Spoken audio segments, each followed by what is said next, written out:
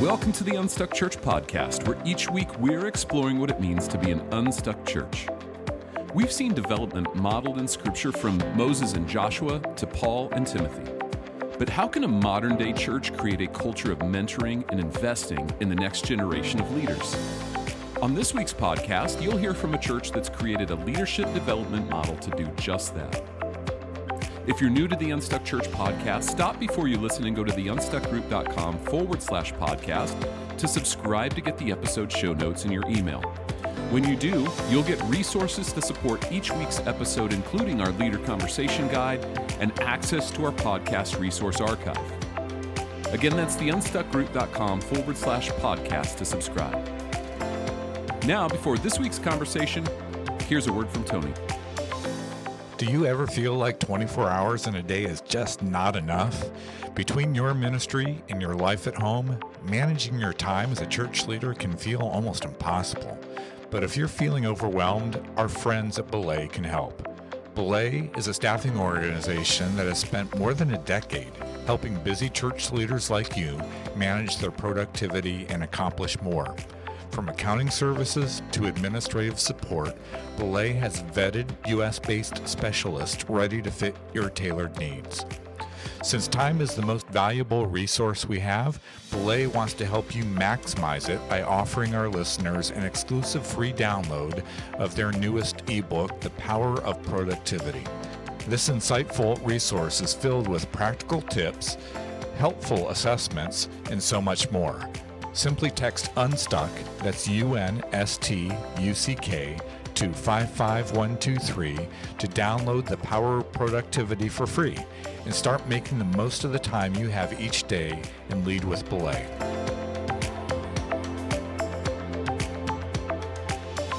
Well, welcome back, Tony, and to all of our listeners. I'm excited to continue the series that we started last week with Tim Elmore on empowering next generation leaders. I'm looking forward to today's conversation. But Tony, where have you been lately? Yeah, so I was fortunate. Emily and I are empty nesters now, so she was able to join me on one of my trips to work with a great church up near Asheville, North Carolina. And Amy, we're having more of these conversations now with churches that are considering launching their first multi-site locations. And that's fun because that's a sign of the fact that churches now are experiencing some momentum. Right. With the pandemic and everything else over the last few years, we weren't hearing that as often. But now several churches have been reaching out for help related to multi-site strategy. So yeah, it was fun. Great church in Asheville, North Carolina. And if you've never been to Asheville, it's a very unique community. I would encourage you to check it out at some point. I've actually been working with several churches, Tony, that through the pandemic have actually moved not from maintenance like into preservation or life support. They actually leveraged the pandemic and they are back on the left side of the life cycle of the church, and they're in strategic growth. And the primary thought on their mind is now building systems and strategies, which is exactly what we feel in that stage, right? When we move from just momentum growth into strategic growth. So those are such fun conversations, and for churches to realize all the work that they've been doing these last few years has really put them in a place again of momentum and reaching more people. So really encouraging. Well, let's jump into today's topic. Tony, why don't you share where we're going in today's conversation? Well, as you mentioned, Amy, we're continuing to talk about empowering the next generation of leaders. And today's conversation is going to be a lot of fun. Dan Zimbardi and Tim Hawley from Sandals Church are joining today's conversation. If you're not familiar with Sandals Church, their original sending locations in Riverside, California, and Southern California, but now they have 14 locations throughout the state. And I met Dan, who's their executive pastor, a few years ago. And early on in our conversations, I just sensed this guy is passionate about leadership development, especially when it comes to the next generation of leaders. And then Tim It's an interesting role. He'll explain it in a moment, but he's the people and culture director Huh. at the church. And so I think he may be the first person I've ever encountered with that title at a Mm-hmm. church, at least. So that'll be fun to hear more about that. And the reason I reached out to Dan was because I was with him and the lead pastor of Sandals Church, Matt Brown, at a gathering last fall. And during that event, Mm-hmm. Dan talked about our generation, Amy, Generation X, Yep. and that the fact that maybe we haven't done well raising up and empowering the next generation of leaders. And Dan was kind of suggesting maybe our generation shares some of the blame for that. So because of that, I reached back out to him to see if he could join us for this conversation. And so with that, here's my conversation with Dan and Tim.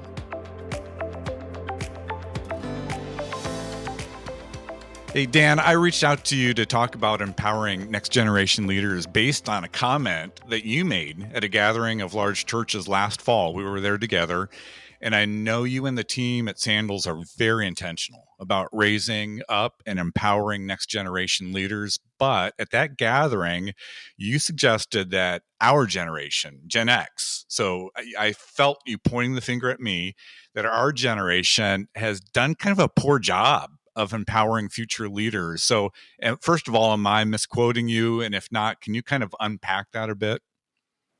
You are misquoting me, Tony. I'm deeply offended. No, I'm just kidding. No, you're right. You got the quote right. Yeah, I'll unpack it. I think that if you just look at the data, and I know you're a data guy, what membership is down. If you look across the key metrics, right? Key metrics are down: membership, attendance, church closures, baptisms, across the board. And I'm talking at sort of meta trends. The church isn't doing well. Obviously, there's some churches are, but across the board, the church isn't doing well. And so I would start there. And I think the big question that a lot of us talk about is why. What's the number 1, 2, and 3 issues? And I think it starts, in my opinion, it starts with a real leadership vacuum that exists in the church today. You've got a lot of baby boomers who have retired or are retiring. You've got a lot of Gen X pastors that are just worn out from the last 3 years, and they're transitioning out.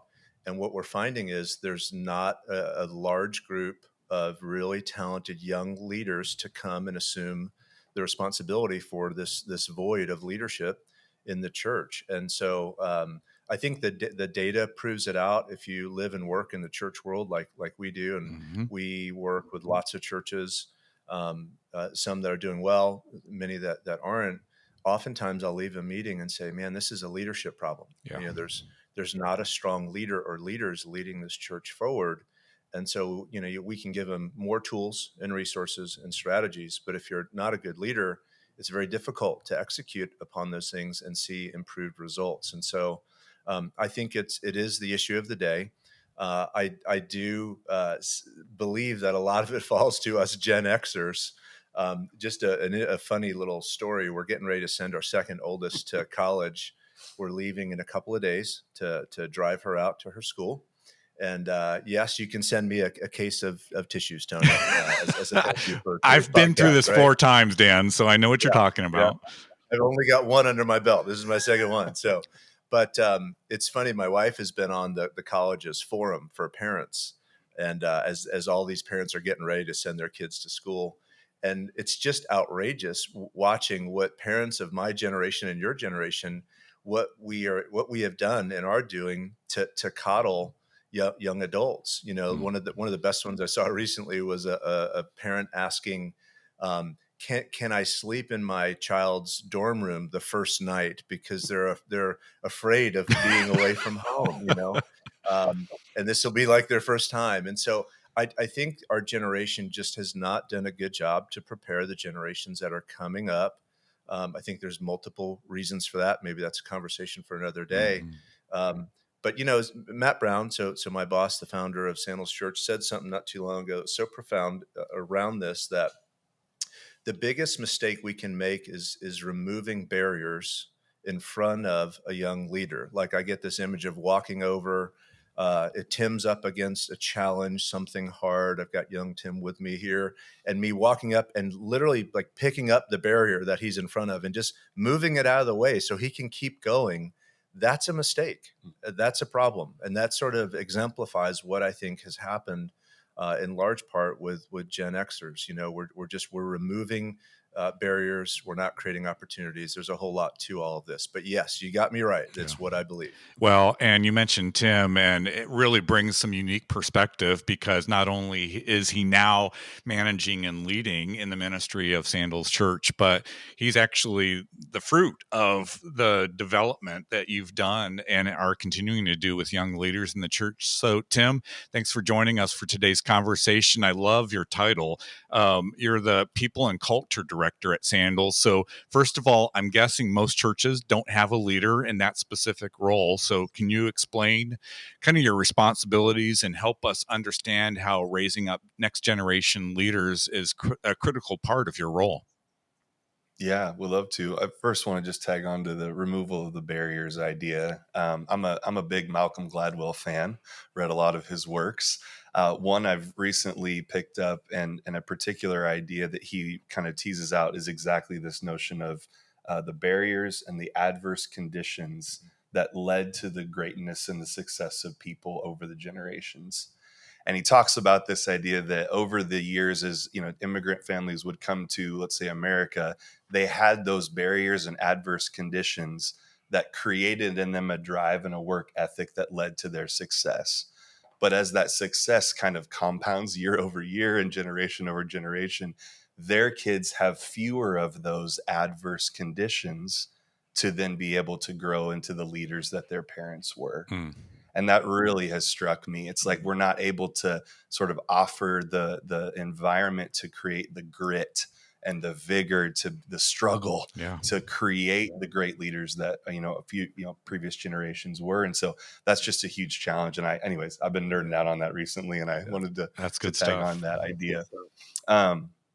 People and Culture Director. So our vision at Sandals is to be real with ourselves, God, and others. Our mission as a staff is to deliver life change through real relationships with ourselves, God, and others. And so that's really what my team focuses on, empowering our staff to do, is to deliver life change to people. Obviously, we know God changes people's hearts, but we want to wake up every day with a proactive stance to creating opportunities, environments for people to become real with themselves and God and others. And so obviously our team oversees all the kind of traditional operational human resources functions, payroll, benefits, employee relations, things of that nature. But my big focus and our team's focus is on shaping our culture and on building strategies and frameworks that help support the people within that culture so that they can do their life's work. And I love that work. This is my favorite job I've ever had. Not just saying that because my boss is next to me, but it has been a phenomenal opportunity, a great thing, and a needed trend, or I should say a needed response to the trends that we're seeing in terms of employee relations, building teams. It's shifting from that traditional HR operations to something more robust. And I think our team is really doing that work today, and it's very exciting. Dan, I know that in the last couple of years, you and I have probably had maybe a half dozen conversations together. And I believe in every single one of those conversations, somehow you've circled back to leadership development. So I know you're very passionate about this topic. I'm curious, though, what's driving that for you? Is this some personal motivation, or is it really more about helping the church accomplish its mission? Yeah, I think it's both. At the end of the day, first and foremost, I want the church to thrive for generations to come. I'm not alone in that, obviously, and so wanting that to happen drives a lot of my passion. Seeing a lot of how churches are struggling today drives my burden, if you will. But there, on a personal side, I think back to when I left corporate America. I was with the company for about 17 years. I was a corporate executive. And when I announced my departure, one of the senior executives at the company and I were having a conversation, and I was with this company for about 17 years, and starting in my sort of later 20s. And they said to me, we watched you from a young age and saw that you performed well, and then we would put you quickly into a job that was really ahead of you, and we wanted to see if you would close the gap. And you did. You would typically close the gap pretty quickly on your ability to perform at that level. And then we would do that again. We'd create another opportunity that was ahead of you, and so on and so forth. And I'd never heard someone quite explain sort of career mapping and how organizations think about people that way. And so part of my passion is really around opportunity. And I've had some great opportunity over the years, working with great companies, Google, Facebook, Nike, et cetera. And I worked hard for the opportunities that I got. I was often the first one in, last one out, in my 20s and 30s, especially. And so a lot of my passion is around creating opportunities for people, and knowing that when it comes to leadership development, so much of the learning is learning by doing. Absolutely. You're going to learn so much by listening to podcasts, reading books, going to seminary, whatever those important things. It's really probably a 10% reading, studying, 10% mentoring, coaching, and then it's 80% opportunity. And so seeing young people be given an opportunity starting at a very young age, even as teenagers in the church, and watching them flourish and thrive is what inspires me to keep going and to doing more. And so a lot of my passion is around the opportunity that I was given to learn how to lead. And now, as I've created those opportunities, and we've created opportunities for other young people, I get so much joy, quite honestly, from watching leaders thrive. When they're given an opportunity, they're truly empowered. And so that's what drives a lot of my passion today. Dan, I think as pastors and leaders, especially in larger churches, are hearing you talk about your experience, there's maybe a little bit of trepidation in that, because what I heard you say is in your previous marketplace experience, you were getting opportunities to step ahead in your leadership within the organization. And then those above you were waiting to watch you close the gap. And I think for especially large churches, we have this sense that it has to be day one, top notch, delivered well, strong leadership is going to drive that. And I think we're hesitant to give people the opportunity to prove that they can actually close the gap. It's almost as if we feel like we need to close the gap for them. Yeah. I think, and the bad thinking is this, that, it takes someone with maybe a teaching gift. I think last week there was maybe 40,000 people were engaged with the weekend sermon online and physically. I think it was last weekend. So taking a 16-year-old leader who has a gift to teach and saying, all right, we're putting you in the main platform next weekend to teach and engage with nearly 40,000 people. Yeah, that would be a mistake, sure. But there's so many other platforms and levels that can be created and should be created for people to learn and train and grow. And it's really about creating opportunities at the right level, at the right time for people. And so I think pastors just need to start way young and just create opportunities that make sense for where people are, instead of thinking there's only one place and it's Sunday morning. And if you're not doing that, then there's no other place to go. So I think we need to shift our thinking about creating new opportunities at different levels. That's so good. All right. Tim, it sounds like from my previous conversations with Dan, and just obviously I'm a nerd when it comes to churches. And so I've been studying what's been happening at Sandals for a long time, but it appears that you really do have an intentional process for equipping and empowering next generation leaders. So can you help us get a picture of what that looks like for Sandals? Yeah, absolutely. Dan has done a lot to guide and direct, and our team has worked closely with him in developing a real framework for how we go about developing people at many different levels, as you guys were just discussing. It starts with our vision. So the acronym is ROGO, Real with Ourselves, God, and Others. And it's the framework is called the ROGO way. So this is the way, the ROGO way. And within the ROGO way, heavily focused on doing, obviously a significant through line of mentorship. And then we have several very intentional programs that we draw our folks into, depending upon their path, their career arc, what's next for them in their development journey. And one of them is our Rogo Next Gen. And so it's focused on our folks in our organization who are demonstrating today senior level leadership potential. And we draw them into a 12 to 24 month program where over the course of that time, they'll have special projects that are outside of their normal daily work.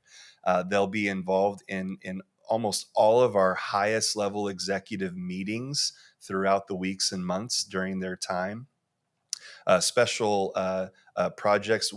For example, next month, our next gen cohort is tasked with planning and executing our staff monthly gathering. We gather throughout the year to focus on our priorities, to inspire our team, and they'll be leading that. And then the final piece, they have a marketplace mentor that we're helping pair them with, someone who's actually not, in many cases, working in the church environment, but is bringing the experience and exposure that they've got in their work world, their marketplace jobs. We've had university provosts, other folks of that nature come and spend time with our people to give them some perspective that may fall outside of what they could get each day in their role here at Sandals Church. And so certainly developing the next gen is not about only having a program. It's not a program only, it's a mindset. But part of getting that mindset to really pervade is making a great plan and having a program to do it within. That's so good. And I love the emphasis on not just the learning piece, because I think that's where I see a lot of pastors, church leaders kind of stopping the development process. They're passionate about leadership, and so they're teaching leadership, and very effectively in a lot of cases. But the mentoring and the actual putting it into practice is where the gap is. So I appreciate that emphasis that Sandals has around all those components of what it really does look like to develop and encourage the next generation of leaders. Dan, when it comes to leadership development, it seems like churches that are really winning in this area tend to be multi-site churches with several locations. Certainly Sandals obviously comes to mind. Sun Valley Church in Phoenix, I think 6 different locations, fast-growing multi-site church. Church of the Highlands, all these churches come to mind. And I'm just wondering, do you think there's something about the multi-site model that actually makes it more conducive of an environment for leadership development? Yeah, I think it probably does, but I think it really is more about the leadership of the church having a multipliers mindset. That's really what it's about. I think if you don't have a multipliers mindset, then it's very difficult to create a culture, sort of in systems, et cetera, for young leaders to be developed. I mean, that's part of what got that particular church to be multi-site, was that the senior pastor or that leadership team had a multiplier mindset, right? Not one location, but many. And so, and even some of the root of that, to be honest with you, is a passion for the church to thrive after the current leadership team is gone and moves on. And when I think about sort of success for Matt and I and our leadership team, a lot of what I sort of define there is what happens after we go. And so often you see churches trend way down, especially when a founder leaves. And to me, that's a marker that there wasn't succession planning. There wasn't a multipliers mindset to get young leaders to be learning and growing long before the founder or the leadership team was moving on. And so in 20 years from now, and I'm not in my role, I'm going to maybe peek in and come to a board meeting and say, okay, what do these metrics look like? And if they're up and to the right, I'll say, okay, I think we did a pretty good job, and so, and that's really my heart. I really want Sandals to flourish far beyond whatever it's doing today after I'm gone and Matt's gone. And so it's a multipliers mindset. It's a succession mindset. And I think that's what gets a church to be a multi-site. I don't think it's just the multi-site model that sort of causes it, if it makes sense. Yeah, I love that. Tim, as you've been engaging your role and really working with your leadership team to continue to raise up and empower future leaders at Sandals, what are the biggest challenges that you're trying to overcome, and how are you trying to overcome those challenges? Yeah, the biggest one that I think came to mind, leaders have a perspective about how they spend their time and their influence. And you guys have actually talked, Tony, on past episodes around the shifting nature over the life span of a leader and how they use their time and their influence. It may look different over their career arc, Mm-hmm. and I think that's the big challenge we're trying to overcome. We can be very task accomplishing focused, achievement focused. We want to grow, we want to reach people, and if our leaders are using their influence to sort of accomplish a lot, execute a lot of tasks, and not over time spending more of their time and influence on empowering and building up the next generation, I think that's a real big obstacle for us. And so to kind of combat that, the real only thing that can get us to get that mindset changed is to encourage proximity, and lots of that proximity Mm-hmm. from senior leader to the more junior leaders. And there's no replacement for that. My early days working with Pastor Dan, I just remember, and this is still true today, but just so much accessibility. I knew now I have even greater perspective about what all the things are that he was doing then and that he's doing now. And even today, there's just so much availability, proximity, a commitment on his part to continue being available and investing in me. And there's no podcast or leadership book or seminar or conference that can replace how meaningful that proximity has been to my growth and to the development. And so he made the commitment to look at his influence differently. And that's, I think, the encouragement I'd have to other leaders now. Begin to see your influence as not achievement and individual task completion, but and your influence is empowering and getting the folks ready to do what you've done and go where you've been. I love that. You were reminding me early on, I was just a young guy, kind of one of my first internships out of school. And Tom was the leader of our entire team. I guess there were probably dozens of people that were on the team. Needless to say, as the intern, I was definitely the low man on the totem pole. In fact, so low that my office was actually a closet. It was a folding table. They found a chair someplace and put me in the closet. That's where I officed out of. But what always amazed me about Tom is he's a busy guy, lots of responsibilities, but he always was encouraging me to step in the office and just talk about what I was learning, the challenges I was facing, and just encouraging me to take my next steps. And so that thought of proximity, I know how much it has impacted me and my leadership. And I love that reminder. That's something we need to be thinking about as we're developing young leaders in our ministry as well. And speaking of that, Dan, I have a theory. So I'm going to test. I want to test this on you. All right.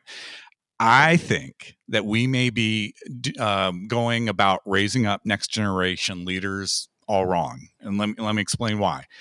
When we have a young leader or pastor with potential, we make them a student pastor or we make them a campus pastor where they're responsible in many cases for preparing a message every week. And because of that, my theory is that they're spending so much time developing their teaching skills that may be missing out on the opportunity to develop their leadership and pastoring skills. So what do you think? Is it possible that maybe we need to kind of revisit how we're positioning our young leaders and what we're asking them to do? Yeah, I think you're right in a lot of ways. That there's many components to being a good leader, a good pastor. It's not just one particular skill set. And I think oftentimes churches focus in that particular area or lane.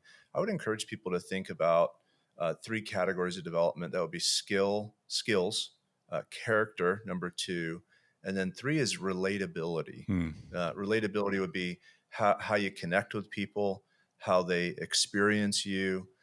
Look, at the end of the day, if you're in ministry, you're in the people business, and relating to people and them connecting back with you is paramount. And if you don't really want to be around people, with people, don't want to connect well with them, I'd say be a professor. Don't be a pastor. You know what I mean? And so I would say that those are three areas. And I think oftentimes churches don't think about, hey, we need a real plan for how we're going to develop a young leader. And if, to me, that's a good place to start. Is what are the skills we need to train this person in? How do we need to develop their godly character? And then how can we help them to be more relatable, be more awakened to themselves, right? And so I would say that's a good place to start, in ways for churches to think that narrow one lane of you need to teach better is, I think, often a mistake, because sometimes you get someone with a really natural, strong gift to teach, and you're giving someone more experience, more learning in that area, which is good, but really they don't relate well to people. They're really hard on people. They run people over. What they need is to be developed in their relatability. Or if they don't show up on time, they don't follow up with people. Doesn't matter how talented you are, right? We've seen many incredibly talented pastors fail over the last 10, 15 years because of character issues, or because how they treat people, right? We can do plenty of podcasts on that. Yeah. So I would just think a little more broadly than a particular skill. Think in relatability, character, and skill sets. That's good. All right, Tim, I know this is not part of the Sandals culture because I've seen it in Pastor Matt. I've seen it at Dan. You don't like to brag, but I want you to brag. And this is why. I want pastors and church leaders that are listening in on this conversation to understand the value to really focusing and being more intentional about empowering next generation leaders. So with that, are there any wins that you can share from what you're experiencing at Sandals as it relates to empowering the next generation of leaders? Yeah. Well, only because you asked, Tony. Only because you asked. No, I'd love to. One is, there's a real demographic outcome that I think we're celebrating. About 70% of our team is millennial or Gen Z. And that's an outcome that tells us this is an environment that our team feels like they can do their life's work and thrive in. And it's very encouraging as we, think about the broader conversation we're having. Young leaders are having real influence in making important decisions. That's another one that I think is a huge win. We regularly ask for feedback in our context. That's one of our, actually, it's our staff expectation. It's on the expectations document, part of our culture stack, that says feedback is integral to every one of our roles. And one of the questions we'll ask is, how are you experiencing recognition and affirmation on staff? And recently, a staff member answered that question saying, one of the times I felt most affirmed and most recognized in my role was when a more senior leader asked me what they thought we should do relative to a situation or a decision to be made. Not the individual's work kind of being praised or shouted out as or celebrate their birthday or their milestone or whatever. It was that they were sought after for an influential moment and a decision to be made, and that they experienced as recognition. I love that. I think that's a huge win. And then just the impact to culture, I'd say, is the final piece. A couple of our values are unity. So when you have the senior leaders working closely and empowering the younger leaders, there's just a natural collaboration and trust that's forming over time that really has a positive impact on our culture. And that kind of ties then into the idea of honor. That's another one of our values, is honoring one another. Pastor Matt and Pastor Dan regularly talk about inviting the right people to be at the table and deferring to their gifting. And that doesn't discriminate over the generations. Folks can be gifted at many different stages of their career arc and progression.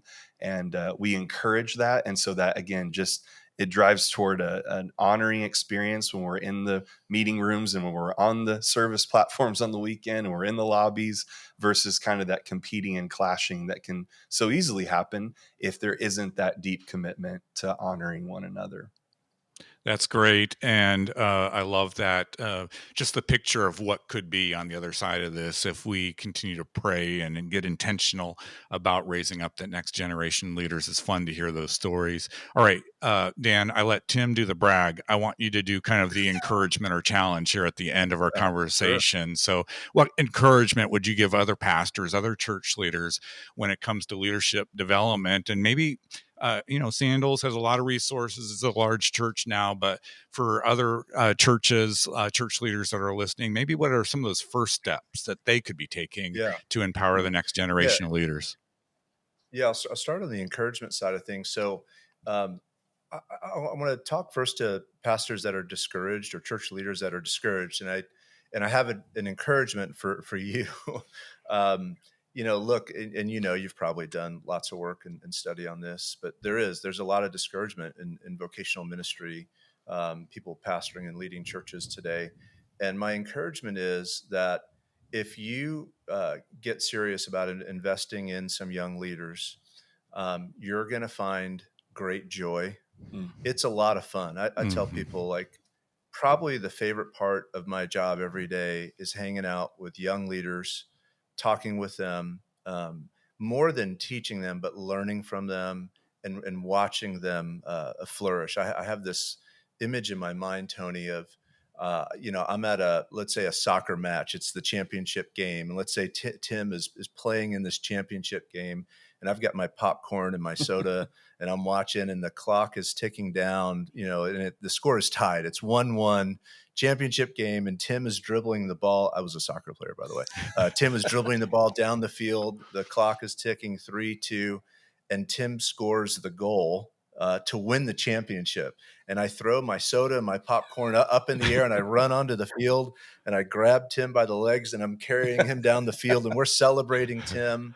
And Tim's, picture is in the paper the next day, right? And all your listeners are like, "What's a paper? Like, what is that?" Great archaic reference. Yes. But it's joy. And if you're discouraged in ministry today, sort of a way to counter and battle that back is grab a small group of young people and just invest in them, give them opportunity, let them go, and then celebrate them. I think it'll help you to battle through a season of discouragement and find that sort of joy and passion and identify that calling again. So I think that's a word of encouragement, maybe not for everybody, but I think there's a big slice that are discouraged, and I think this will help a lot. In terms of next steps, I'll give you a couple of P's. I think I've got 4 P's for you.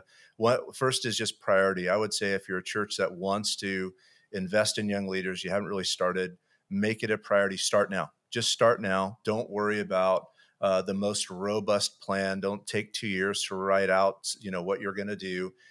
When I started out maybe 7 years ago with, getting leadership development going at Sandals, I wrote out like a 1-pager. It's a real simple plan, and I grabbed 5 young leaders. Tim was one of them, and I spent 9 months with them.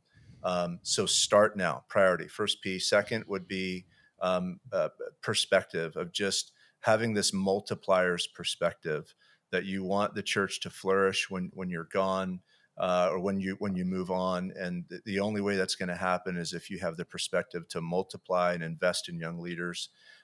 3, Tim's talked about proximity. We had a young leader on our staff do a talk a couple of years ago. She called it the power of proximity. You've got to get young people around you and around your leadership table, your board meetings, your leadership meetings, your sermon planning, whatever that is. That proximity is key. I'm creating this rule for myself where I don't want to go and do important things unless I've got a young leader with me. Now, there's some cases where that can't happen, but I had a large donor say, "Hey, I want to meet with you," a couple of weeks ago about making a large gift to support the work of what's going on in the church. And I said, obviously I'll be there, but can I bring a couple of young leaders? And I explained why. I want them to learn by watching and participating. And of course, he said yes. And so they came along. When you asked me to do this, I said, I'll do it, but I'd love to bring Tim, and so that proximity is key. And then the last one is a plan, just craft out a little bit of a plan. Doesn't have to be great. There's lots of resources online. We're happy to help. We'll give you, send you something that you can post for your listeners that can help as well.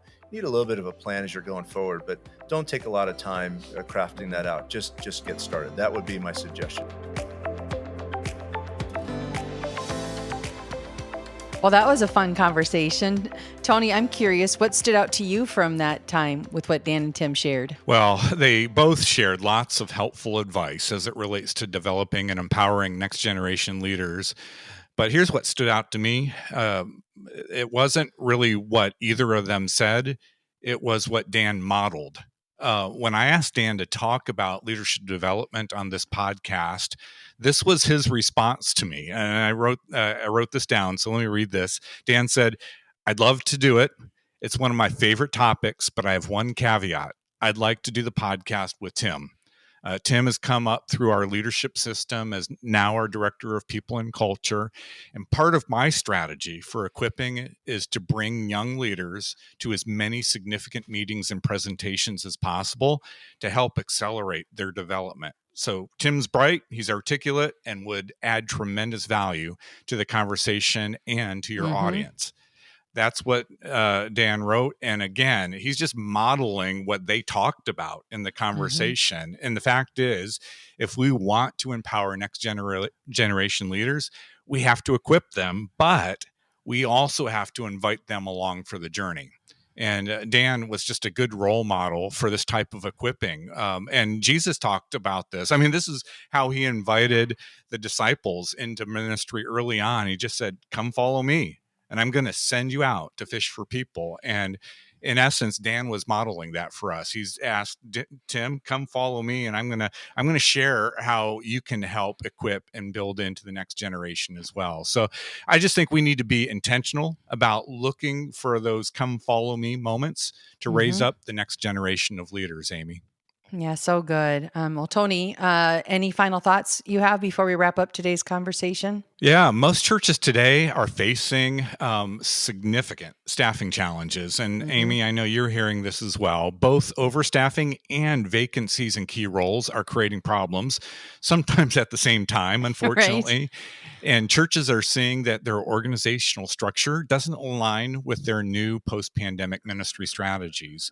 So your structure, by the way, is perfectly designed to get the results that you're seeing today. So if you don't like the results you're seeing, it might be time for a change. And if that sounds like you, I want to invite you to join me for our upcoming webinar on September 28th. The webinar is called "How to Structure Your Staff to Develop Next Generation Leaders." And at this free 1-hour webinar, we will empower you with the systems and strategies to confidently structure your church for future impact. And you can register now at the link in your show notes. Well, thanks for joining us on this week's podcast. Like Tony said, we'd love to have you join us on our upcoming webinar on developing next generation leaders. To sign up, just use the link in your show notes. And if you don't yet have the show notes, go to theunstuckgroup.com/podcast. Next week, we're back with another brand new episode. Until then, have a great week.